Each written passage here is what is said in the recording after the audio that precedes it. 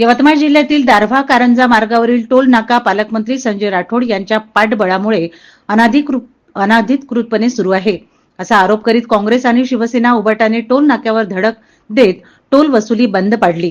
काँग्रेस नेते राहुल ठाकरे यांच्या नेतृत्वात हे आंदोलन करण्यात आले। मांडेगाव भुलाई जवळ असलेला हा टोल नाका अयोग्य आहे। या मार्गावर प्रचंड खड्डे असून कुठलीही सुविधा नाही, त्यामुळे प्रवासी त्रस्त झाले आहेत। असे असतानाही टोल वसुली कशासाठी असा सवाल यावेळी उपस्थित करण्यात आला। हा टोल नाका बंद करा अशी मागणी करीत कार्यकर्ते आक्रमक झाले। त्यांनी हाती दगड घेत टोल नाक्यावर कूच केल्याने पोलिसांनी आंदोलकांची धरपकड करून त्यांना स्थानबद्ध करण्यात आले।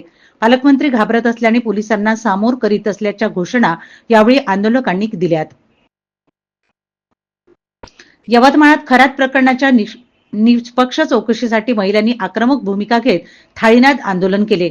शेतकरी चळवळीतील महिलांनी नागरी वस्त्यांमध्ये जाऊन घोषणाबाजी करीत माजी राज्य महिला आयोग अध्यक्षा रुपाली चाकणकर यांना सह आरोपी म्हणून अटक करण्याची मागणी केली।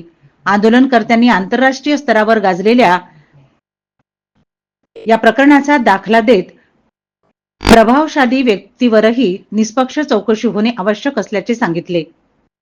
तसेच सोशल मीडियावर व्हायरल होत असलेल्या काही छायाचित्रांची सखोल चौकशी करून संबंधितांवर कठोर कारवाई करण्याची मागणी करण्यात आली। महिलांच्या सुरक्षेच्या प्रश्नावर सरकारने गंभीर भूमिका घेत पारदर्शक चौकशी करावी अशी मागणी या आंदोलनातून करण्यात आली।